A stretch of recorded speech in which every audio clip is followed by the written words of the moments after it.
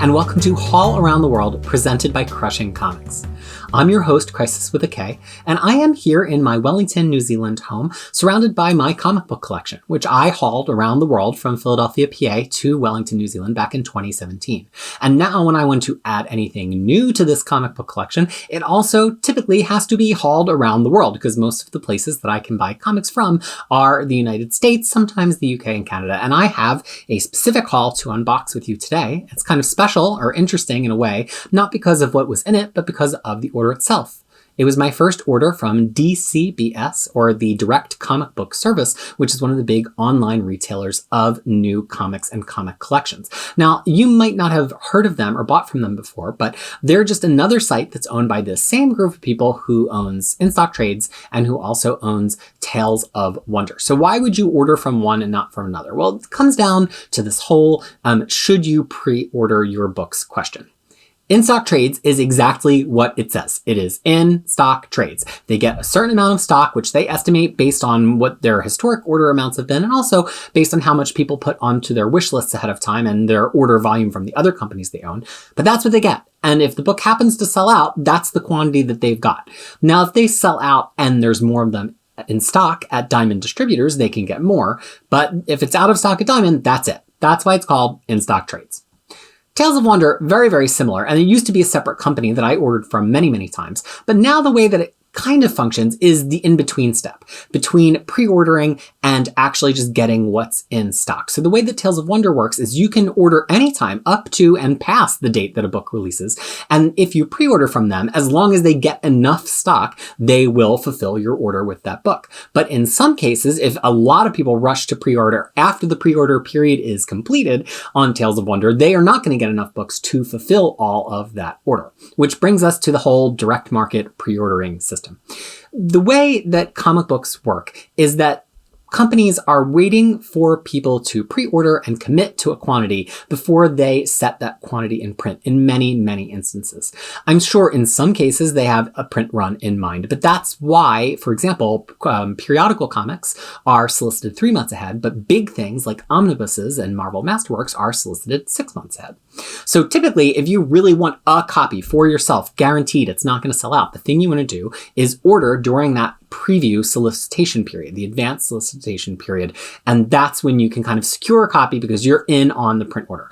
That doesn't mean that people never get shorted copies, right? There was one big news story recently where a comic book, it was a Usagi Yojimbo comic book, was limited to 600 copies, but more than 600 people pre-ordered it. Well, only 600 people were ever going to get that book. And other books sometimes are shorted as well. Sometimes Dark Horse prints less books than are ordered, and some people get shorted because they just printed a print run, and so they do what's called allocating. When a comic book company doesn't have enough to send to every shop, they do an allocation, or basically you get a percentage. So when you order from Direct Comic Book Service, DCBS, you are ordering during that pre-order period, and absent some short print run, some limited quantity, you are pretty much guaranteeing you are going to get that book when it comes out. And I've switched to DCBS because after getting burned on some of those books that I talked about in my last couple of haul episodes, I realized that I needed to be just locking in orders ahead of time. So that's where this order came from. It was my first one. And the thing is, you can't really order any back stock. Like, Direct Comic Book Service has an amount of stock in inventory, but really you're only pulling from the books that are out this month. And it just so happened that this month of books was a huge epic month. I don't know why, because I guess I was ordering in September for a January release around now. I don't know why it was so many epics, but there are many, many. But before we get to the epics in this order, I want to talk about my first order experience with DCBS. So the way that it works is they send you one box of your stuff at a given frequency. And within the States, you can decide to get that weekly or monthly. Because a lot of people are ordering their regular monthly comic books from DCBS. And so you kind of do want a shipment every week. So you can read floppies every week if you read floppies.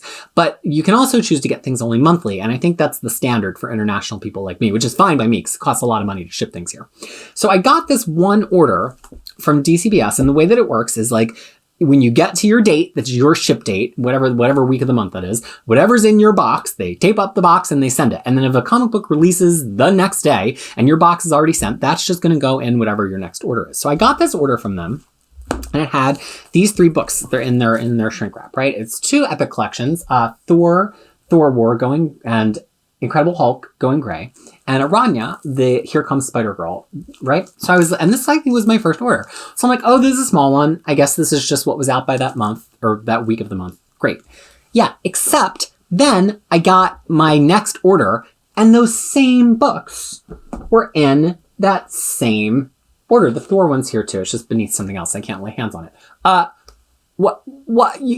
It's impossible to order multiple things of this nature at IST or on DCBS because you're just putting in an order during the previews period. And then once the period closed, your order is locked. So there's no way that I went back and ordered more and I checked and checked. They just sent me those 3 books twice. I have not quite figured out if they have charged me twice or not, but I certainly paid for shipping twice, which is a bummer because shipping to here is really expensive, especially for a relatively small box of stuff like this. You get a much better rate on like a bigger box because you've kind of already crossed the threshold. So I'm kind of annoyed that this is my first experience with DCBS, but I have to look into it more and see if I got charged and whatever. This is what happens when you let the stack of your hauls get up to your eye level. Things happened months ago and you don't even know. I always say to people, it's better to just open your books as you get them, especially on big books like these. You should unwrap them and take a look through because if there's a printing error, that is your chance to return it, which I do not always obey that rule or haven't in the past, but I really try to presently. But the first thing in this order that's not epics are these really cute DC books. They're called, they're by Sutton Press, and they're called DC Superhero Adventures. And they're not comic books. They're actually like chapter books with color illustrations. They're kind of, and there's not a ton of illustrations, but they're kind of in the style of like a DC cartoon. This one's Batgirl and the Queen of Green, which I assume is Poison Ivy. She has a Tyrannosaurus made of plants there. That's pretty cool. And so my daughter got one of these books out from her school library and I really liked it. Liked that it was superhero, but that it was an amount of prose too. And these are actually pretty cheap. Their cover price is $7 US. They are about 60 pages long, but it's like pretty big spaced out prose. So maybe even 2 pages of this is like 1 page in a normal novel. So it's like a 30-page chapter of a novel, and it has some cool illustrations in it. And then it also has some stuff in the back, character profiles. By the way, Sutton, not the printer. It's actually the name of the author, although it's not really forthcoming. Here we go. Laurie Sutton is the name of this author, and it just has it at the top there where I would normally think they would put the printer name. So anyway, these are really cool books. They're written by Sutton and also somebody named Steele. Let's see who that is. Michael Anthony Steele. And this one also written by Steele. So super cool books. I've got them around. They're fun to read with the kid and highly, highly endorsed. DC has done a couple of lines of these kind of small digest size books. Here it is in comparison to a full size book. And I'm highly, highly recommended for kids. Always appropriate, really fun stories. Easy way to graduate your kid from comic reading to full book reading. It's all literature. I don't make any judgment. Clearly, I love comic books. But if you're having trouble kind of helping them make that jump, this is a nice middle step.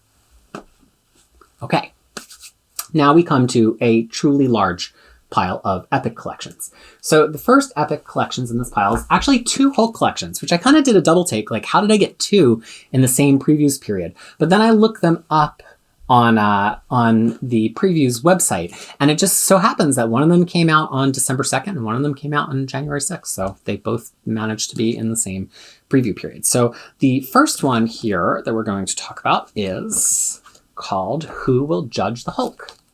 It is volume number 5. It collects comics from 1971 to 1972, and it contains Incredible Hulk 138 through 156 and Avengers number 88. This has already been covered in Hulk Masterworks, so it's already been restored. It already exists. People already had a shot at getting a reprint. The paper seems fine. The build quality seems fine. It's maybe a little bit lighter than like the original run of Epics, but it's a nice square bind. It's a nice build. I don't think I have any beef with it. It's going to be either LSC or Solisco probably, right? No, Fry Communications. And actually Fry's handling a lot of the Epic printing right now. Paper could be heavier, but honestly, in those pages I just went through, I didn't see any show. Here's a page that has a lot of white in the art as well as in the gutter.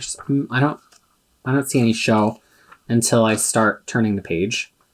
So yeah, I think it's fine. And, you know, eventually I'm going to do a big old Hulk Krieg, but I don't really know anything about that. Right now, the author of this run is Roy Thomas and Archie Goodwin, primarily. There you go. Now, here's the other Hulk book. This is going gray. It is Hulk Epic Volume number 14. It collects comics from 1985 to 1987. And it collects Incredible Hulk 314 through 330 and annuals 14 and 15, as well as material from Marvel Fanfare number 29. This is paper different. Here we go. I got to do the side by side. Hold on. I am here to tell you the paper in this book is different than the paper in this book. I don't know what printer it's from yet. I haven't checked. I just can tell you the paper is different. It's really subtle. You might not be able to tell if you don't know paper really well, but I can almost see a little bit of paper texture, like the actual texture of the grain of the paper on this one, and I can't on the other one. And also, it could be my imagination, but I think the white in the first book, which is the one that's nested in the middle here, is a brighter white. I don't know that you're really going to be able to see that here on camera, but it's a little tiny bit brighter. So I don't think this is going to be by Fry. Let's see. No, it's by Salisco. Salisco printed from October to November. Now, the other interesting thing about this collection is that this is mostly written by John Byrne. And there was one John Byrne Hulk Visionaries, but they did not continue that Visionaries line. And then that period, I don't know if there is more, actually. I guess maybe I should check. Okay, so here is the story.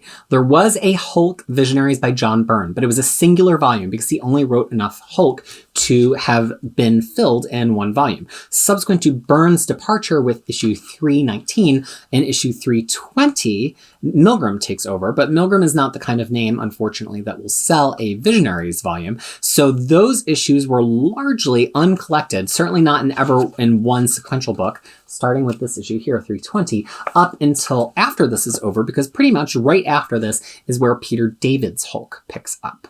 Peter David, of course, starts writing with issue 331, so it's directly after this. And if you look at the first Peter David Hulk Visionaries, it starts with issue 331. The Peter David Hulk Omnibus starts with issue 328, because I think he has a co-write on that issue, or just straight up writes it. Yeah, and then he didn't write 329 and 330, and then he started with 331. So a couple of reasons to buy this. A, because it has a true gap, right? B, because that Byrne Visionaries is super out of date. It's from 2008, so it's long since been out of print. 3, if you've been buying those Peter David Hulk omnibuses, or if you had the old Peter David Hulk Visionaries, this is the book that goes right before. So this is actually like a pretty good fit in a lot of different ways, which is the way the Epic collections were advertised to us originally, right? Basically, like, this is going to fill your collection in a lot of pleasing ways. We've really planned it well. It fits around other things. It's not going to kind of cross halfway over other collections and make you rebuy them. Sometimes they violate those rules, but I'm here to tell you this one is one that obeys the rules pretty well. Next up, we have a pretty obvious Epic collection. It is Avengers West Coast Volume 4 from 1988 to 1989. The title is Vision Quest, and it collects West Coast Avengers 38 through 46 in Annual 3. Then the title changes to Avengers West Coast, and it collects 47 through 52 in Annual 4, plus material from Avengers Spotlight 23. I think this is all John Byrne material, if I'm not mistaken. Byrne and Steve Englehart. And this has been collected in many times in many ways at this point. There's a Byrne Omnibus. There's been trades. I mean, you've had a lot of opportunities to have this. But there is one particular cursed image in this book. I just saw it when I was paging through. Here we go. It's the Immortus with Wanda's baby hands. Or Wanda's baby's hands, I should say. So clearly there's a reason this came out when it did. I won't spoil why, but some of these stories are prominent in our minds right now. In terms of paper, I just happened to flip open to this bright white page. I can see a little bit of show through this page. It's not my favorite paper we've seen. It might be the same as one of those others too. It doesn't feel even lighter. Here it is. I don't know that you'll be able to see any show. And honestly, even in a newsprint comic book, you can see show. I don't mean to say that that's like the be all and end all of if printing is good. Oh, I can see show through to the other page. It's just one of those ways that you can kind of judge your experience with the paper. So let's see where this one was printed. This one was printed at Salisco. So it is different than the paper in that Fry communication. So I probably now own this run in at least 4 different formats, and I need to consolidate that to get down to one format. I'm sure I have some kind of trades with this in it. And I don't know if I'm going to stick with that Avengers West Coast Omnibus line. We would need another 1 to 2 Avengers Omnibuses to fill from after that Burn Omnibus to the end of Avengers West Coast with issue 102. And it just feels like the epics are going to get there first. Plus, there were some sort of like proto-epic collections that collected the end of it pretty fully in trade paperback. So I'm kind of torn now about which should be my primary version, but I at least can move one of them out of the house. Maybe you'll see it pop up in Shelf, Store, or Sell sometime soon. Next up, we have a Doctor Strange epic collection. It is Doctor Strange Alone Against Eternity. This is volume 4. It is from 1975 to 1978. It collects Doctor Strange 6 through 28 in Annual 1 and a crossover, a very early crossover, into Tomb of Dracula 44. This is really classic Doctor Strange material. It is on the shelf somewhere behind me in Masterworks. I love it in Masterworks. You might be asking why I'm buying it twice, because I'm a crazy person. And I've actually read some of it in Masterworks. This is on a really pleasing paper in terms of the amount of ink that's on the page here. Nothing about it really bothers me. The yellows really, really pop. I'm not getting a lot of show. It's really comfortable in my hands. It could be either of those 2 printers I think we've been seeing so far. Fry. It's Fry between December and January. So honestly, if this is the build quality we're going to get from Fry, I am not too upset about it. It seems like they're bound really nicely and square. I really would love if the cover stock could maybe be a little bit heavier, because I can already see that this is starting to get a little bit of a curl to it, which is natural. It's not the end of the world. If you ever get a book and you see that it has some slight waviness, it doesn't mean you like dropped your book in the bathtub or anything. It's just out in the world with different levels of moisture in the air and different level of pressure on the book. Sometimes the pages have a little bit of a wave to them because they came off of a print sheet. It's not like each of these pages was printed as like a single page of paper the way you print from your printer. It was on a press sheet, which came off of a roller, and then it was cut and folded and all that. So they do have like a little bit of a muscle memory of a wave to them. I have one more epic collection in this order. It is the Mighty Thor. Well, actually I have 2 of it because they sent me 2, but it's the Mighty Thor in Thor War, epic volume number 19 from 1991 and 92. This collects 437 through 450 and annual 16 and 17. I think we're squarely in the DeFalco Friends run here. Yep, Tom DeFalco and Ron Friends. So this has not been super collected, if I'm not mistaken. We're going to check. Previous to this collection, this was not collected in full. Some individual issues have been collected, such as 437 in Thor vs. Hercules, and a number of issues towards the end of this in Avengers Galactic Storm, as well as some of the annual in Avengers Citizen Kang. But previously, this had not been fully collected, so these have some issues that we have not seen before. This is like right in that early side of the 90s, so it's not really garish yet. It still very much looks like a 1980s comic book in terms of style and color. Friends is a classic Marvel illustrator of that late 80s, early 90s period. Nothing about the build of this feels objectionable. I wouldn't be surprised if this is yet another Fry. So let's go. Because it was printed a little earlier, between October and November. Which just goes to show you, even somebody like me who's super attuned to this stuff, there's only so much variance that I can detect. Like these Silisco books and the Fry books, I'm sure if I handled them for a whole day, I would maybe notice some differences in how they're bound and stuff, but they're very, very similar in build quality to one another. Now, there was one more book in the order. You've already been spoiled on what it is. It is Araña, this complete collection of her appearances in Amazing Fantasy 2004, 1 through 6, and her own title 1 through 6 as well. And I will say, in terms of build quality, this book is solid. It's not only got a really great bind, it's got, it's not that the cover boards are that heavy either. Oh my gosh, this paper is like old school Marvel Omnibus paper. Like I could cut a soft cheese with this paper. It's really, really, I don't know if you're going to be able to appreciate this on camera or not, but it's like that's one page. It doesn't flop. Like it stands up on its own. This is value for your money right here. How much was this? 13 bucks? High value. So yeah, this is good stuff. It collects all of these appearances of hers. They are in continuity. She later goes on to pop up in some Spider books. This is printed at Celisco. So Celisco does have nicer paper stock, although this paper would be overkill in an epic. And of course, this illustration style is different than the 80s and 90s materials that we're seeing in those epics. It's, it's full on digital era. The pages are coated in ink. And you do need another paper to make that really work. But this paper is really pleasing. I mean, it's glossy and it stands up to being held. So I'll have to read through this. I don't know if this is a kid appropriate comic just because it's got a teen hero, but hey, I have 2 copies. So if it turns out that it is kid appropriate, I have one that I could gift to a kid in my life. I started this episode with that whole preamble about direct comic book service versus IST and everything. And the reason I made my order from direct comic book service is because things were getting scarce at the end of 2020, especially big releases, especially omnibuses. And I made the mistake because I was indecisive of not pre-ordering a certain omnibus. I had my reasons. And when I realized it was going to be hard to acquire, that is when I made the switch. I was like, never again. Actually, it was 2 omnibuses. So this is one of those omnibuses that I made that mistake on. And it is the Excalibur omnibus. So we are going to get together next time to talk about this omnibus, what it contains, what it almost contained instead, and why I love this series so much. So please join me for yet another haul around the world to talk about Excalibur. And until then, this has been Crisis with a K for Crushing Comics, and I hope that you're all well.